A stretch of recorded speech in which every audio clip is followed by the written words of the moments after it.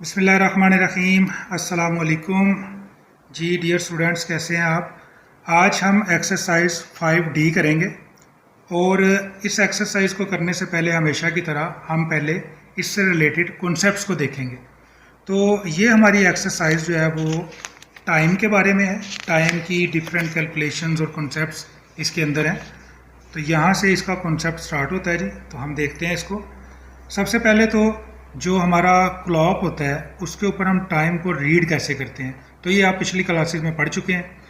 यहाँ पे 3 हैंड्स होते हैं एक क्लॉक के ऊपर। यहाँ पे 2 शो किए हुए हैं और यहाँ पे एक पिक्चर थी, जैसे ये वाली अगर आप पिक्चर देखें तो यहाँ पे ये 1, 2 एंड 3 आर्म्स ये शो किए हुए हैं।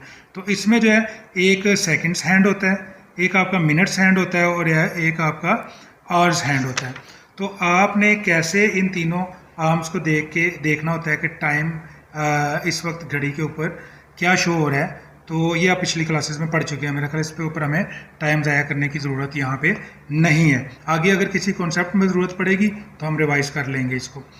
नेक्स्ट, आप जानते हैं कि टाइम जो है वो 2 तरह से नोट किया जाता है। एक हमारे पास 24 आवर क्लॉक होता है और एक हमारे पास 12 आवर क्लॉक होता है।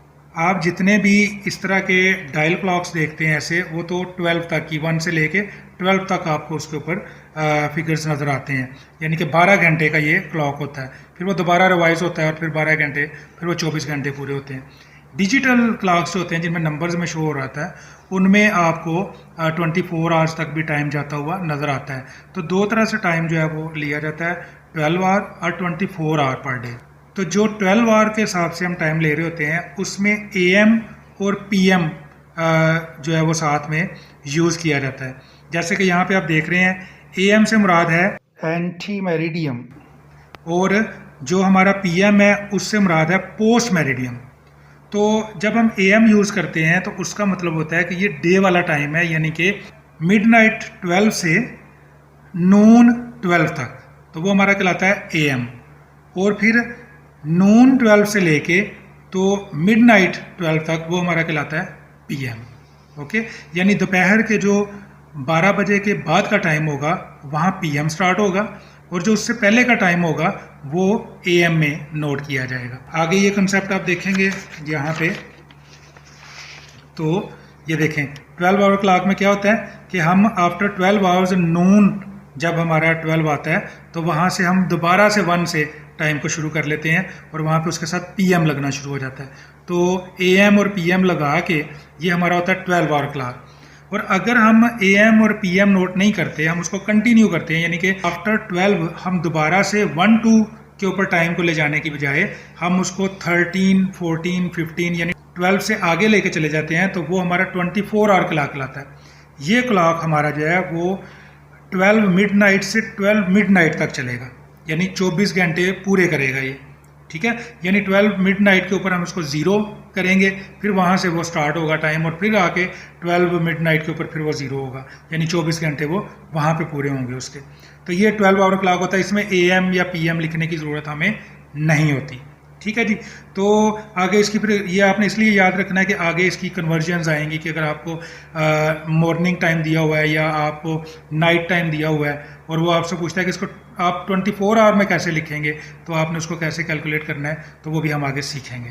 ठीक है जी। यहाँ पे इस क्लॉक में अगर आप देखें ना, तो ये देखें यहाँ से ये अंदर उसने एक 12 तक क्लॉक शो किया और फिर यहाँ से ये 13 से लेके तो ये 24 तक क्लॉक शो किया।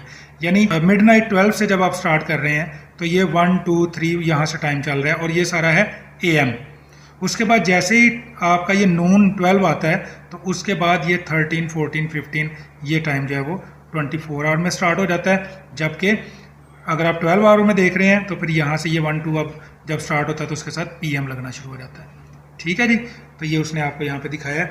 अब इसके जो है ना मज़ीद आसानी के लिए इस टेबल को भी अगर आप देख लें, ये जल्दी जल्दी से मैं आपको ये कॉन्सेप्ट्स क्लियर करवा रहा हूँ टाइम की भी, ताकि इसमें बचत हो और आपको समझ भी आ जाए। कोई किसी किस्म का बाद में आपके जहन में कोई क्वेश्चन आए, आप उसको कमेंट्स में पूछ भी सकते हैं। उसको हम मज़ीद यानी जिस इंडिविजुअल को ज़रूरत पड़ेगी उसको हम क्लियर करवा सकते हैं। लेकिन यहाँ पे सबके लिए हम चाहते हैं कि टाइम भी कम से कम लगे और कॉन्सेप्ट्स भी क्लियर हो जाएं, फिर आगे एक्सरसाइज करते हुए जैसे जैसे हमारे साथ पास कोई नई चीज़ आएगी जिसका कॉन्सेप्ट मज़ीद समझने की ज़रूरत होगी तो हम उस पर और भी बात कर लेंगे। ठीक है, तो यहाँ पे देखें जनाब के अब ये यहाँ पे वो आपको समझा रहा है कंपैरिजन 12 आवर और 24 आवर क्लॉक का। देखें 12 मिडनाइट यहाँ पे अगर होगा 12 आवर क्लॉक में तो वो 12 मिडनाइट ही होगा, लेकिन जब आप 24 आवर क्लॉक पे देखेंगे तो 12 मिडनाइट के ऊपर ये 24 आवर्स पूरे कर लेगा। तो वहाँ पे आप टाइम को 24 या फिर 0 कह सकते हैं कि वहाँ से अब 0 से आगे टाइम जो है वो 1 2 3 स्टार्ट होगा इसके ऊपर। इसी तरह देखें अगर 12 आवर क्लॉक के ऊपर आपका टाइम जो है वो 5:12 है और आगे AM है, यानी 5:12 AM है, अगर इसका मतलब ये है कि ये मिडनाइट वाला 12 है क्योंकि AM लगा हुआ है ना। तो इसको अगर आप 24 आवर क्लॉक पे देखेंगे तो ये 5:0 कहलाएगा। अभी सिर्फ 5 मिनट्स गुजरे हैं 12 मिडनाइट के बाद से। ओके, तो ये 0 शोर है। अब यहाँ पे 12 आवर क्लॉक के ऊपर आपका जो टाइम नून 12 तक चलना है ना, वो नून 12 तक चाहे वो 12 आवर क्लॉक है या वो 24 आवर क्लॉक है तो ये एक जैसा ही चलेगा। फ़र्क ये होगा कि यहाँ पे आप जब 12 आवर क्लॉक के अंदर आप देख रहे होंगे तो आप साथ में उसके यहाँ तक आते हुए AM लिख रहे होंगे, जबकि यहाँ पे वो टाइम सिंपल जो है वो चल रहा होगा क्योंकि यहाँ पे आपका क्लॉक जो है वो 24 आवर है। आपको पता है कि जब तक ये 13 पे नहीं जाता उस वक्त तक ये अभी हमारा नून से पहले का टाइम चल रहा है। जब जो ही नून से आगे का टाइम जाएगा तो फिर ये 13 14 यानी 12 से आगे काउंट करना शुरू कर देगा। ठीक है, क्योंकि ये 24 आवर क्लॉक है तो नून तक तो टाइम जो है वो एक जैसा रहेगा दोनों पे। अब जैसे ही नून वाले 12 से आगे टाइम जाएगा, अब आप फर्ज करें कि आपके पास अब नून के बाद 15 बिफोर 6 का टाइम है तो ये आप PM में लिखेंगे यहाँ पे। अब जब 12 आवर क्लॉक में, क्योंकि ये नून 12 के बाद का टाइम है तो यहाँ पे PM लगेगा। लेकिन इसी टाइम को जब आप 24 आवर क्लॉक के अंदर लिखेंगे तो आप जस्ट क्या करेंगे, ये वाला टाइम जो है ये 12 के अंदर ऐड होके तो ये 24 आवर क्लॉक का टाइम बनेगा। यानी यहाँ पे हमारे पास ये 15 बिफोर 18 लिखा जाएगा। ठीक है, क्योंकि 12 के बाद ये 1 2 नहीं होगा बल्कि 13 14 15 16 आगे ये क्लॉक चलता चला जाएगा। तो 12 नून के बाद का जो टाइम होगा वो इन दोनों क्लॉक्स का डिफरेंट होगा। ये 1 2 दोबारा स्टार्ट कर देगा और साथ PM लगना शुरू हो जाएगा। ये 13 14 15 आगे स्टार्ट कर देगा और 12 मिडनाइट तक ये ऐसे ही चलेगा। वहाँ पे 24 आवर्स पूरे होंगे, फिर वहाँ से 0 हो जाएगा क्लॉक और 0 से आगे टाइम जो है वो चलना शुरू हो जाएगा। ठीक हो गया जी, ये फ़र्क है इन दोनों के अंदर। अगर आपने कन्वर्ट करना हो 12 से 24 के अंदर तो अगर तो टाइम नून 12 से पहले का टाइम है तो फिर तो दोनों तरफ जो टाइम जो है आपका सेम होगा। लेकिन अगर नून 12 के बाद का टाइम है तो उसको आपने 24 आवर पे लेके जाना है तो आपको उस टाइम के अंदर 12 प्लस करने होंगे, तब वो आपका 24 आवर क्लॉक का टाइम बनेगा। सिंपल है बिल्कुल। ठीक है जी, अब आप नेक्स्ट आ जाएं। नेक्स्ट कॉन्सेप्ट यहाँ पे है आवर्स, मिनट्स एंड सेकेंड्स का। यानी इन तीनों का कॉन्सेप्ट ये है कि यहाँ पे आगे आपके पास क्वेश्चंस आएंगे, आपने इनको एक दूसरे में कन्वर्ट करना होगा। जैसे आपके पास सम के क्वेश्चन आएंगे, अगर कहीं पे आवर्स और मिनट्स दिए हुए हैं, कहीं पे सेकंड्स दिए हुए हैं, कहीं पे मिनट्स और सेकंड्स दिए हुए हैं और आवर्स दिए हुए हैं, यानी कि डिफरेंट यूनिट्स में आपको टाइम कहीं शो हो रहा है, तो आपने उसको कैसे कन्वर्ट करके आपस में ऐड करना होगा। तो उसके लिए आपको इसके कन्वर्जन की ज़रूरत पड़ेगी कि कन्वर्जन का मैथड क्या है। ठीक है जी, तो इसके अलावा ये भी है कि जैसे आप जब जो इसको ऐड या सब्ट्रैक्ट करेंगे तो वहाँ भी सेकंड्स, मिनट्स और आवर्स का ख्याल रखना पड़ता है। ठीक है, अब यहाँ पे हम देखते हैं कि उसने क्या कॉन्सेप्ट बताया है। यहाँ पे यही बताया है कि जो आपके सेकंड्स हैं, ये जैसे मैंने आपको पहले बता दिया कि जो सबसे थिन वाली आपकी जो हैंड है क्लॉक के ऊपर, वो शो करता है सेकेंड्स को, ये सबसे तेज़ चल रही होती है। ठीक है जी, तो ये जब यानी पूरा एक सर्कल पूरा करती है ये वाली नीडल, ये वाली आर्म, ये वाली हैंड, तो उसके नतीजे में 1 मिनट पूरा होता है। यानी कि ये जो बड़ी वाली आपकी हैंड है ये सिर्फ एक पॉइंट आगे जाती है, यानी 1 मिनट गुजरता है। इसका मतलब है कि 60 सेकंड गुजरते हैं तो 1 मिनट होता है, तो 1 मिनट 60 सेकंड्स के बराबर है। तो पहला कॉन्सेप्ट तो ये है कि आपका 1 मिनट जो है वो 60 सेकंड्स के बराबर है। ठीक है जी, इसी तरह जब ये आपकी जो मिनट्स वाली हैंड है ये एक सर्कल पूरा करती है, यानी कि 60 मिनट्स, तो 1 आवर पूरा होता है। इसका मतलब है कि 60 मिनट्स हों तो 1 आवर बनता है। तो दूसरा कंसेप्ट ये आ गया कि जी आपके 60 मिनट्स होंगे तो आपका 1 आवर कंप्लीट होगा, ये नीचे आपको नज़र आ रहा है। 60 मिनट्स होंगे तो 1 आवर कंप्लीट होगा, यानी 60 seconds is equal to 1 minute and 60 minutes is equal to an hour. और इससे आगे भी कॉन्सेप्ट्स हैं, जैसे अब 24 आवर्स होंगे तो 1 डे, ओके। और अगर 30 या 31 डेज होंगे तो 1 मंथ, और अगर 12 मंथ्स होंगे तो आपका 1 ईयर बनेगा। तो ये सारी कैलकुलेशंस में ये चीज़ें यूज़ होने वाली हैं, ये आपने याद रखनी है, ठीक है। तो अब हम आगे चलते हैं जनाब। ये देखें यहाँ पे एडिशन एंड सब्ट्रैक्शन का कॉन्सेप्ट जो है, तो ये जब आगे हम क्वेश्चन करेंगे आपको बड़े अच्छे तरीके से ये अंडरस्टैंड हो जाएगा, कोई इसमें मुश्किल नहीं है। जैसे हम सिंपल क्वेश्चन कर रहे होते हैं ना, तो उसके अंदर हमारे पास कॉन्सेप्ट होता है यूनिट्स, टेंस, हंड्रेड्स, ऐसे होता है ना। तो हम यूनिट से यूनिट, 10 से 10 और 100 से 100 को हम सॉल्व कर रहे होते हैं। इसी तरह नेक्स्ट जो बड़ी यूनिट्स आती हैं, इसी तरह जब टाइम को हम ऐड या सब्ट्रैक्ट कर रहे होते हैं तो उसमें हम सेकेंड्स, मिनट्स और आवर्स को मद्देनजर रखते हैं कि हमने सेकेंड्स में सेकेंड्स, मिनट्स में मिनट्स और आवर्स में आवर्स को ही ऐड या सब्ट्रैक्ट करने में डील करना होता है। तो ये अब जब आगे हमारे पास क्वेश्चन आएंगे इसको हम मज़ीद बेहतर तरीके से देखेंगे, ठीक है। ये कैलेंडर आपने देखे होंगे, कैलेंडर हमारे जो है वो ईयर के मंथ्स को शो करने के लिए, फिर उनके अंदर डेट्स और डेज़ को शो करने के लिए ये कैलेंडर यूज़ होते हैं, जिनमें से आप आसानी से देख सकते हैं कि किसी मंथ में कौन सी डेट किस वीक पे आ रही है।